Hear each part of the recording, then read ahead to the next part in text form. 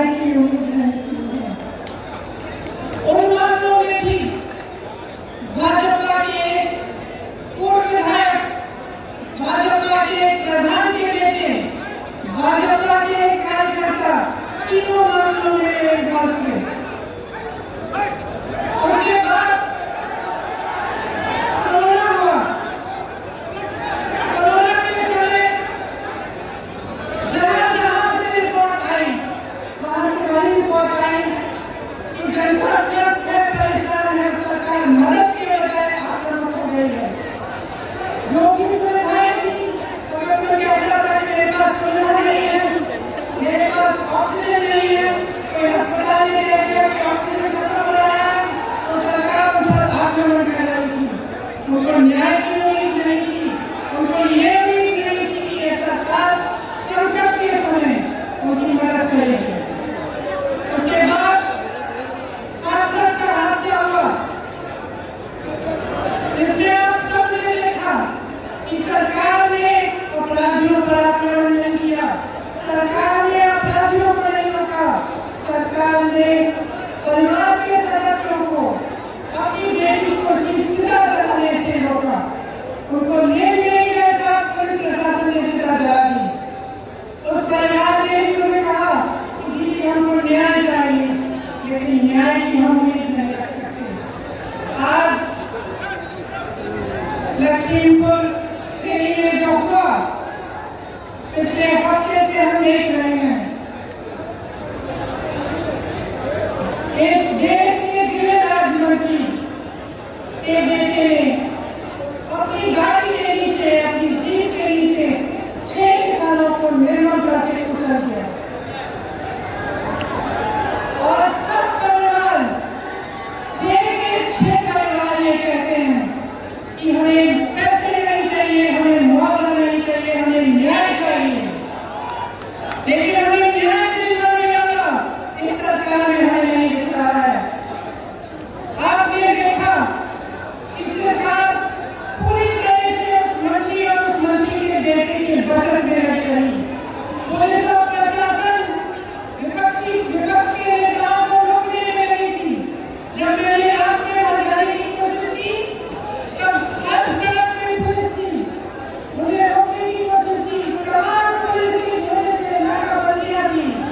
जो परिवार है, पीड़ित परिवार है, उनके घरों में उन्हें नजरबंद किया गया, लेकिन अपराधी को पकड़ने के लिए एक भी पुलिस वाला नहीं था। और उसको पुलिस निमंत्रण दे रही है कि आइए हमसे बात करिए। आपने कहीं देखा है? बताइए। कभी भी इस देश और इस दुनिया के इतिहास में ऐसा नहीं हुआ होगा। यहाँ के मुख्यमंत्री मंच पे बैठे हुए उस मंत्री का बचाव कर रहे हैं जिसके बेटे ने ऐसा काम किया है।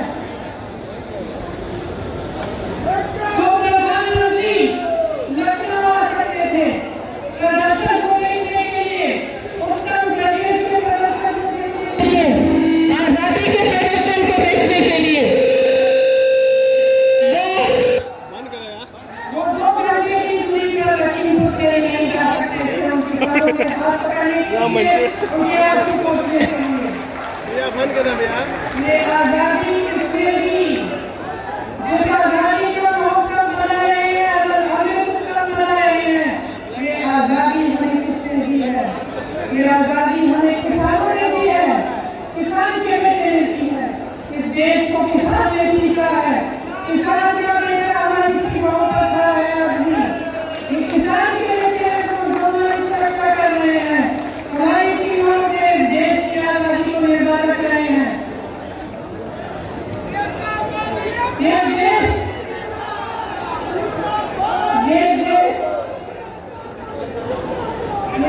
क्या है? ये देश एक आस्था है, एक उम्मीद है। इसी न्याय की उम्मीद पर इस देश को आजादी मिली।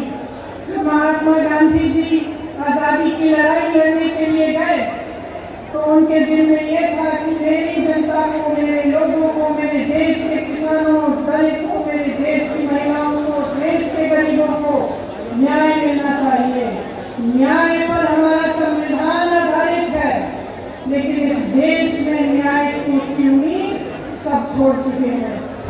देश देश में भ्रमण कर सकते हैं, लेकिन अपने किसानों से बात करने के लिए अपने घर से मात्र 10 किलोमीटर दूर दिल्ली के बॉर्डर तक नहीं जा सकते।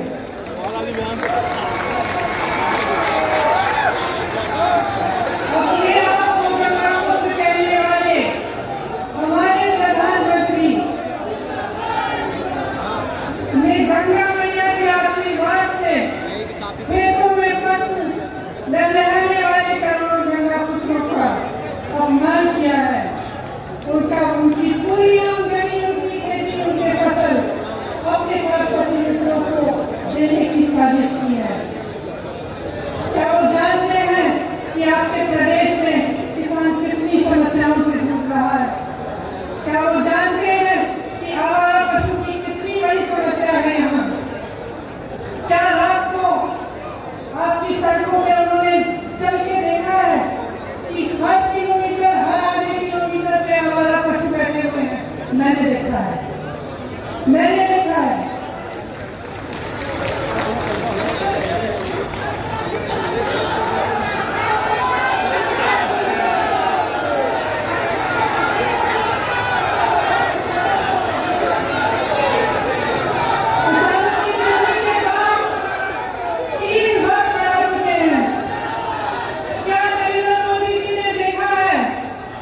कि आपको कितने बड़े-बड़े बिल मिल रहे हैं, कि जब आपको बिजली नहीं मिल रही है फिर भी आपको बिजली के बिल मिल रहे हैं।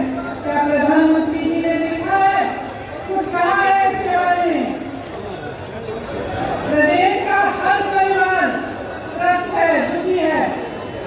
धान और गेहूं का दाम नहीं मिलता, यूरिया खाद बेहद महंगा हो गया है, जीएसटी उन्होंने मुझे बताया कि उनका बेटा सीमा सुरक्षा बल में दाखिल हुआ है। जब मैं अगले परिवार से मिलने गई तो मुझे बताया गया कि उनके तमाम भाई बहन सेना में देश की सुरक्षा करते हैं। जब मैं रमन कश्यप पत्रकार के घर में मुझे बताया गया कि उनको काम करते करते मारा गया, उनको जीप के नीचे कुचला गया, क्योंकि वो वीडियो ले रहे थे, सच्चाई दिखाना चाह रहे थे। सारे परिवारों ने यही कहा कि हमें न्याय मिलने की उम्मीद नहीं है। तो अगर हमारे देश में कोई कुचला जाता है, किसी के प्रति हिंसा होती है, किसी पर अत्याचार होता है और उसको न्याय मिलने की उम्मीद नहीं होती, तो किसके पास जाएगा? अगर सरकार, मुख्यमंत्री, प्रधानमंत्री, गृह राज्य मंत्री, विधायक सभी मिले हुए हैं, सभी अपनी पीठ मोड़ देते हैं उनकी तरफ, तो किसके पास जाए जनता और क्या करे? आप जानते हैं कि किसान ने 9-10 महीनों से एक आंदोलन जारी रखा है। 300 दिन से अधिक ये आंदोलन चला है। इसमें 600 से अधिक किसान शहीद हुए हैं। क्यों कर रहे हैं ये आंदोलन? इसलिए कर रहे हैं क्योंकि ये जानते हैं कि ये सरकार के जो 3 कानून हैं, उनके जरिए उनकी आमदनी, उनके खेत, उनके फसल सब इस सरकार के तरफ प्रतिनिधियों के पास जाने वाली है, उनके कब्जे में जुड़ने वाली है। अश्वनी पांडे, वरिष्ठ भाजपा नेता, वाराणसी। पहले तो हम लखीमपुर खीरी की घटना पे मैं जवाब देना चाहता हूँ कि लखीमपुर खीरी की जो घटना हुई, अगर माननीय केशव प्रसाद मौर्य उप मुख्यमंत्री उत्तर प्रदेश सरकार में हैं, अगर वो गए उनके क्षेत्र में, तो पहले तो इन लोगों को उनके काफिले को रोकना नहीं चाहिए था, और रोके तो रोक कर के नहीं, चलती हुई गाड़ी पे ईंट पत्थर और डंडा बरसाए, और गाड़ी ड्राइवर जो चला रहा था वो डिसबैलेंस गाड़ी हुई, उससे 2 लोग 3 लोग 4 लोग जो भी कुचले गए, उसमें जाने गई लोगों की। उसके बाद उन लोगों को मार मार कर डंडे से पीट करके जो मारा गया, उस पर कोई कार्रवाई जो है विपक्ष नहीं कह रहा है कि उन लोगों के साथ भी न्याय होना चाहिए, उन लोगों को भी 45 लाख मुआवजा मिलना चाहिए। बल्कि जो किसान रूपी जो खालिस्तानी गंजी पहन करके भिंडर वाले का और किसान आंदोलन में टूटे हुए हैं, कूद पड़े हैं और वो कहते हैं कि मैं किसान हूँ। मेरा सीधा सीधा कहना है कि कोई किसान 8 महीना या 12 महीना धरना प्रदर्शन नहीं कर सकता है, कोई किसान नहीं बैठ सकता। इसलिए कि मैं भी एक किसान का बेटा हूँ, मेरे पास भी ज़मीन है, मेरी भी खेती है। मैं जानता हूँ 5 दिन अगर आदमी अपना खेत छोड़ करके चला जाता है तो उसको नींद नहीं आती है। ये सब किसान नहीं है, ये सब अलगाववादी हैं, ये भिंडर वाले के सब जो है आदमी हैं। ये पाकिस्तान समर्थित और विरोधी जो है सारे मिल करके जो है सरकार को विफल करने का प्रयास करें, जो कि अपनी सफलता इनको मिलनी नहीं है। उसमें सरकार ने, प्रियंका ने कहा कि 1000 रुपये सिलेंडर के दाम हो गए, लगातार पेट्रोल की कीमतें भी आसमान छू रही है और उन्होंने बेरोजगारी और महंगाई के मुद्दे पर भी सरकार को घेरा है, तो उस पर आपका क्या कहना है? हाँ, सिलेंडर के दाम पे अगर बात आ रही है तो मनमोहन सिंह के सरकार में भी 1145 रुपया तक सिलेंडर गया था, उसकी चर्चा ये कभी नहीं करेंगी। ठीक है, आज वो विपक्ष में है, इस मुद्दे को उठा रही हैं और सरकार इस पर ध्यान दे रही है। आज नहीं कल उस सिलेंडर के दामों को भी जो है कम करेगी। अब पेट्रोल के भी जो दाम बढ़े हैं, पेट्रोल के भी दाम को जो है सरकार कम करने का प्रयास कर रही है। उस पर उन लोगों की चर्चाएँ ऊपर लेवल की बात है, इस पर हम लोग बहुत चर्चा नहीं कर सकते हैं। और जहाँ तक विकास की बात है, अगर प्रियंका जी आई हैं, अगर आज के 5 साल पहले भी बनारस में आई होंगी तो देख लें, शायद बाबतपुर रोड को उठा करके देख लें, 4 लेन सड़क, रिंग रोड को उठा करके देख लें, विश्वनाथ कॉरिडोर को देख लें। वो गोदौलिया से बाबा विश्वनाथ का दर्शन करने अगर जाएंगी तो उनको वही बिल्डिंगें, वही सड़कें, वही मकानें दिखेंगे। उनको अपने आप अगर परिवर्तन दिख रहा है तो ठीक है, अगर परिवर्तन नहीं दिख रहा है तो अगर काला चश्मा लगा कर देखना चाहती हैं तो इसमें हम और आप कोई कुछ कह नहीं सकता है।